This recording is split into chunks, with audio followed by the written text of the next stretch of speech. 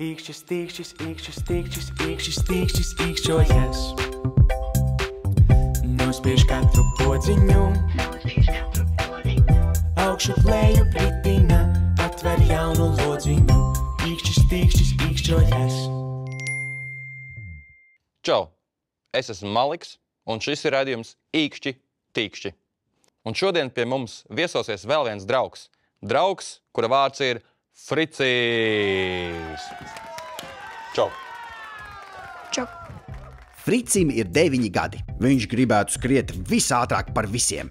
Fricis visvairāk baidās no istabas kārtošanas. Brīvajā laikā Fricim patīk spēlēt basketbolu vai gulēt. Vai tu esi naudīgs, Džeks? Šobrīd man nav nemaz tik daudz naudas. Esi uz sēkļa? Jā. Kā domā šo situāciju risināt? Es domāju, atkal kaut kur pamēģināt kaut ko nopelnīt. Kas ir tie darbi, ar ko tu nopelnīji? Ar draugu mēs bijām krāsojuši tā kā žogu. Un tad tu biji naudīgs? Jā. Draudzīgs un naudīgs? Jā. Ir tāds sakāmvārds, Frici. Pie pilnas bļodas draugu daudz. Ko tu par to domā? Ka tev ir daudz naudas, un tad arī draugi pie tevis varbūt gribēs, jo viņi tā kā domās, ka tu esi tā kā stilīgs džeks, ka tev ir daudz naudas, un pie tiem nestilīgiem, kuriem varbūt nav naudas, varbūt kādi var padomāt, ka viņš arī nebūs foršs puisis. Kā tu domā, kā ir, kad draudzējas valstis? Tad nevar draudzēties visa valsts. Tas, kas draudzējas, ir nevis valsts, bet prezidenti. Prezidenti var kaut ko sarakstīties, prezidenti var aizbraukt vizītēs uz to valsti, jo draugi tā dara, draugi zina, kas jauns ir draugam. Paskatīsimies, ko mums teiks īkšķis tīkšķis par draudzībām starp valstīm, ok? Labi. Latvija un vēl 26 valstis, Lietuva, Igaunija, Vācija un daudzas citas Eiropas valstis, starp kurām ir draudzīgas attiecības, ir kopā iestājušās Eiropas Savienībā, lai viena otru atbalstītu un veidotu stipru un draudzīgu Eiropu. Agrāk šajās valstīs katrā bija sava nauda, jeb valūta. Latvijā lati, Beļģijā un Francijā franki, Holandē guldeņi, Vācijā markas. Lai valstīm, to iedzīvotājiem un uzņēmējiem būtu vienkāršāk kārtot un rēķināt naudas lietas, pirkt, pārdot, maksāt algas, tika izdomāta un radīta kopīga Eiropas nauda – eiro. Katrā valstī eiro monētas izskatās citādi. Taču arī Francijā tu vari maksāt ar Latvijas eiro vai Portugālē ar Igaunijas eiro monētām. Var būt stilīgs arī tad, ja nav naudas? Jā, var būt stilīgs. Jā?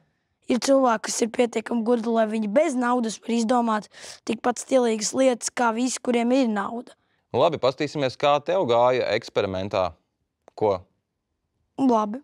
Paskatāmies.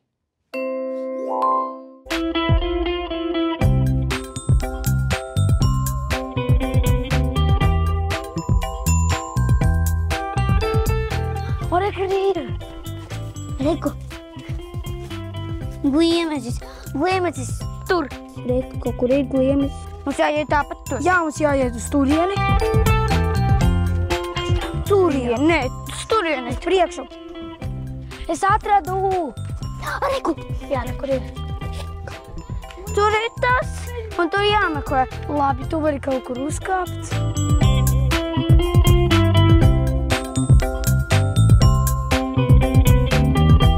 Tā, pamēģinam saprast, kas tas ir. Tas ir koks. Koks? Kāds koks? Šiten ir tas finišs. Šiten bija pēdējā, tāpēc jā, nē, mums ir pusi. Jā, varam arī iet uz turieni. Wow, kas tas ir? Wow. Es varu apskatīties. Ejam lejā skatīties. Tā ir kaut kāda video spēle. Darīsim tā, ka viens, piemēram, 20 minūtes varēs viņu izmantot, tomēr cits darīs savas lietas. Tā kā mamma mums bija izdarījusi ar austiņām. Labi, es varu pamēģināt. Nē, es zaudēju. Iedod. Tev jāspiež A un tev viņš ir zobentiņu. Durs pagaidām nospiežam B. Vispār liekas, ka tīri labi tikāt galā. Kā pašam liekas? Jā, diezgan normāli. Un kā jums vispār ar to dalīšanos? Īstenībā mājās mēs nemaz tik baigi nedalāmies. Draudzība un nauda, tas nav tik vienkārši. Tāpat kā vienkārša nav Viktorīna Piktorīna. Es ceru, ka mēs pēc Viktorīnas Piktorīnas vēl būsim draugi. Gatavs? Jā. Viktorīna Piktorīna. Es uzdodu Fricim 4 jautājumus. Fricis uz tiem atbild nepareizi un uz savas galvas saņem kaut ko. Var gadīties, ka Fricis atbild pareizi, un tad uz galvas uzkrīt kaut kas man. Esi gatavs, Frici? Jā. Iedomājies situāciju. Tu no sava vienaudža drauga saņem ļoti dārgu dāvanu, piemēram, zelta ķēdīti. Tava rīcība. Uzreiz nofotografē ķēdīti un bildi ieliec internetā. Aizej pie vecākiem un prasi, vai es vispār to dāvanu drīkstu paturēt? Vai ķēdīti uzreiz pārdod un nopērc mammai foršu dāvanu, lai viņi priecājas? Es varbūt labāk ņemšu uz sarkano. Tu esi pārliecināts? Jā. Protams, tā ir tava izvēle, Frici, tā ir tava izvēle. Esi uzmanīgs. Fricis uz pirmo jautājumu atbild pareizi. 1-0, Friča labā.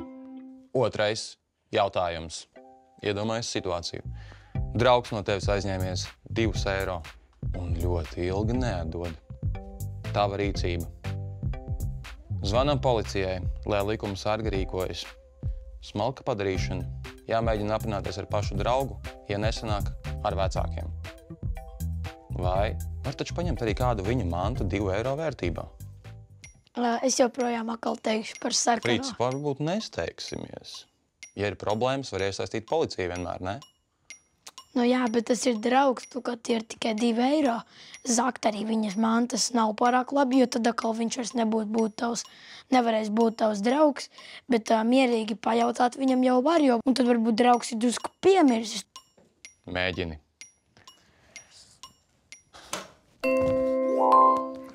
2-0, Friča labā. Protams, ka draugs varbūt vienkārši aizmirsis, ka ir aizņēmies no tevis 2 eiro. Par visu ir vienkārši jārunā, vai ne, Frici? Jā, noteikti. Trešais jautājums. Reizēm filmās vai grāmatās, kad 2 draugi vai radinieki šķiras, viņi pārplēš uz pusēm banknoti un katrs patur sev vienu pusi. Kāpēc? Lai tad, kad viņi atkal satiekas, viņi var šo naudu salīmēt un nosvinēt tikšanos, jo viņiem ir nauda.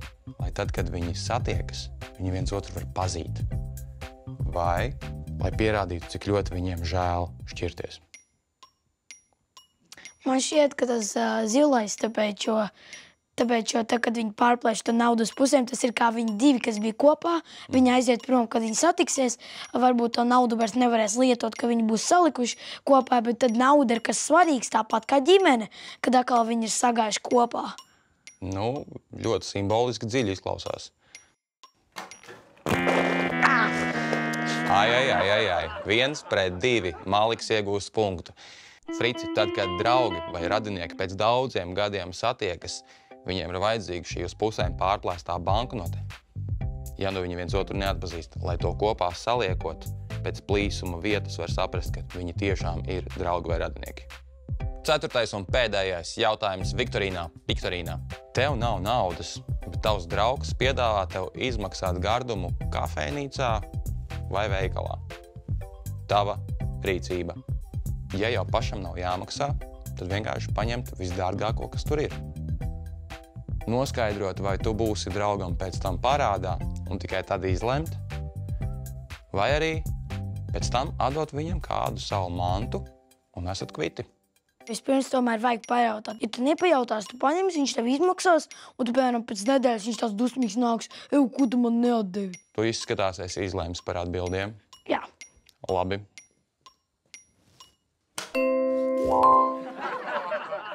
Trīs 1. Viktorīnā Piktorīnā uzvar Fricis. Protams, ka vienmēr visu ar draugiem no sākuma ir jāizrunā, lai pēc tam nav dažādi pārpratumi. Frici, es zinu, ka šodien nav tava dzimšanas diena.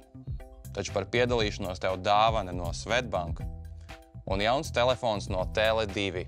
Jēgpilnai interneta lietošanai, bet vecākiem noderīgas saites mūsu sociālajos tīklos. lai jūsu īkšķi Vienmēr ir tīkšķi. Ko tu dāvinātu draugam dzimšanas dienā, ja tev nebūtu nauda? Zīmējumu, paštaisītās rokas sprādzītes, uzdāvināt no kaut ko no savām mantām, uztaisītu no rokām viņam apsveikumu, vai ar māsu uztaisītu viņam keiksiņus. Es uzceptu pats kūku un salsītu puķes. Es viņam taisītu vairākas kartiņas un pateiktu viņam vislabākos vārdus. Es pati uztaisītu savām rokām dāvanu. Kaut ko uzzīmētu un uzrakstītu ļoti, ļoti skaistas vēlējumus.